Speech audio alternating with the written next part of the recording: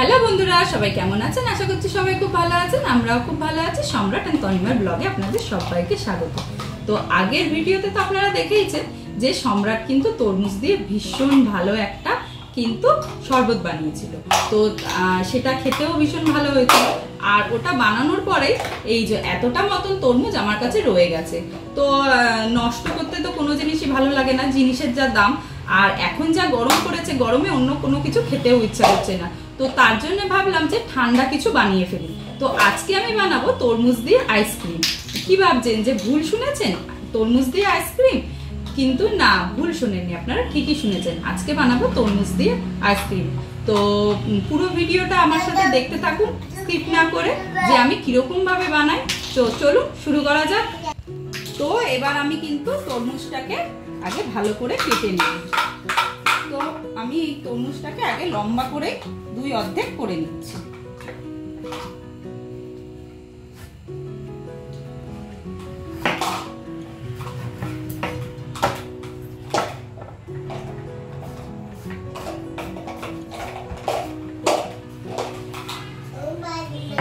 এরপরে আমি এই তরমুজটার পুরো টুকরোগুলো কিন্তু আমি এটার মধ্যে নিয়ে নেব।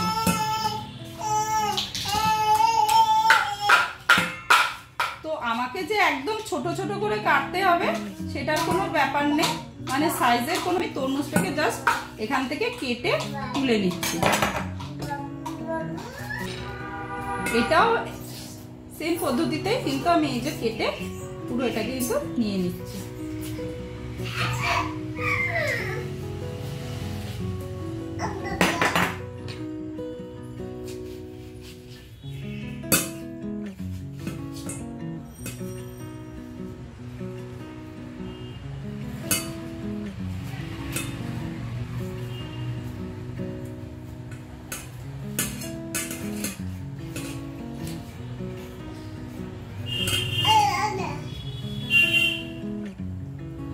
তো আমি এই যে পুরোটা কিন্তু ভালো করে ছাড়িয়ে নিয়েছি।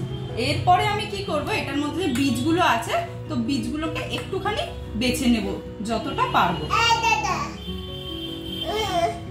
বীজগুলোকে একটুখানি মিক্সিতে দিয়ে ঘুরিয়ে নেব ভালো করে।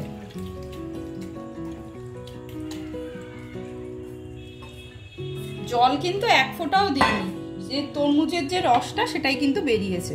এই যে এবার আমি দিয়ে একটুখানি মিক্সিতে ঘুরিয়ে নেব। তো ব্যাস আমার হয়ে গেছে। এরপরে আমি এটাকে একটুখানি ছাঁকনিতে দিয়ে ছেঁকে নেব ভালো করে।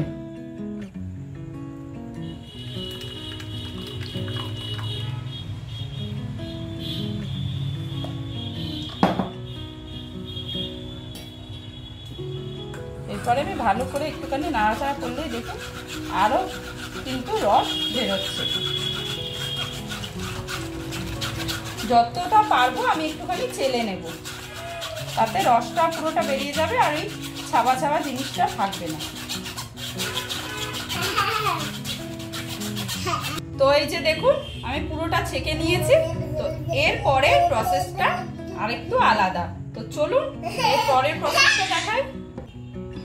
এরপরে আমি এটাকে ইন্ডাকশনে অল্প একটুখানি জালের জন্য কিন্তু বসিয়ে দেবো। তো আমি একদম স্লো কুকে দিয়ে দিচ্ছি এইটা। আর এইটার মধ্যে কিন্তু এখন আমি দিয়ে দেবো হচ্ছে পরিমাণ মতন এই যে চিনি। আমার যতটা পরিমাণ লাগবে তো আমি অতটা পরিমাণ চিনি দিয়ে দেবো। যেহেতু তরমুজটা খুবই মিষ্টি ছিল, তো আমি কিন্তু একদম অল্প পরিমাণে চিনি অ্যাড করলাম। আর এটার মধ্যে কিন্তু কোনো জল আমি অ্যাড করিনি, যেইটুকু রস বেরিয়েছে আমি সেইটুকু রস দিয়েই করেছি। তো এটা একটুখানি জাল হয়ে আসলেই তারপরেই কিন্তু আমি এটাকে নামিয়ে নেব। তো দেখুন একটুখানি কিন্তু এই যে লালচে লালচে মতন হয়ে এসছে, একটু কালারটা একটু ডিপ হয়ে গেছে। তো 2 মিনিট মতন আমি কিন্তু এটাকে রেখেছি, বেশিক্ষণের জন্য নয়। তো তারপরে কিন্তু আমি এই যে এই রুয়াবজাটা কিন্তু আমি অল্প একটুখানি ফ্লেভারের জন্য অ্যাড করব। তো আমি এখানে 1 ঢাকনা মতন নিয়ে নিচ্ছি, বেশি দেব না। এই 1 ঢাকনা মতন কিন্তু আমি এটার মধ্যে এই রুয়াবজাটা অ্যাড করলাম। তো তারপরে একটুখানি নাড়াচাড়া করে নেব ভালো করে। পুরোটা ভালো করে একটুখানি মিশে আসলে পরে কিন্তু আমি এবার ইন্ডাকশনটা অফ করে দেবো ঠান্ডা হওয়ার জন্য। তো এবার আমার এটা ঠান্ডা হয়ে গেছে। তো আমি এবার প্রত্যেকটার মধ্যে কিন্তু আমি এই আইসক্রিমের এটার মধ্যে ঢেলে দিচ্ছি।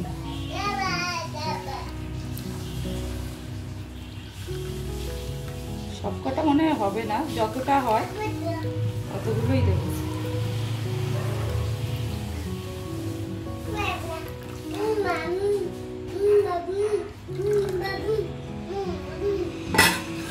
তো এইটুকু হলো, তো 6টা হয়েছে, তো আমি 6টার মধ্যেই দিয়ে দিয়েছি। তো এবার আমি এই যে এগুলোকে আস্তে আস্তে করে সেট করে দিচ্ছি। দেখো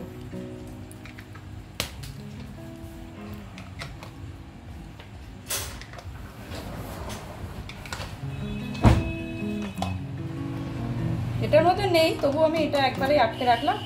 তো এবার আমি এটাকে নিয়ে নেব, ফ্রিজের মধ্যে ঢুকিয়ে রাখবো।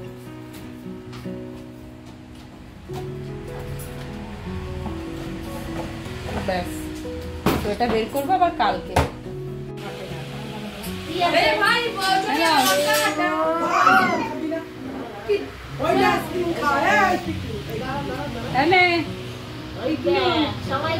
এই যে প্রমাণ রেখে দিলাম কিন্তু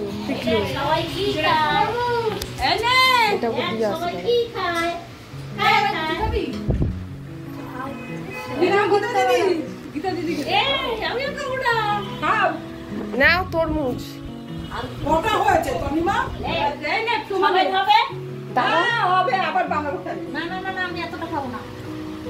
কেমন লাগছে?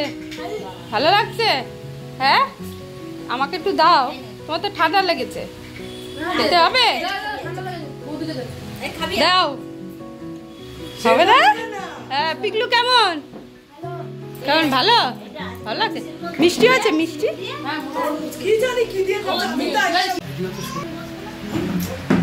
কেমন বাবা? সাধারণ দেখতে হয়েছে। সেন্টটা ভালো লাগছে না? সেন্টটা ভর্তি। আমি একটু এক কামন ওইখানে বসবা। দেখো, এটা আমিও তুলতে হবে, ঠিক আছে? না না বসো, লাল শাক দেখতে দারুণ সেন্টটা ছাড়া ভালো লাগছে? সেন্টটা ছাড়া করবে এবার দিয়ে, এখানে বসো।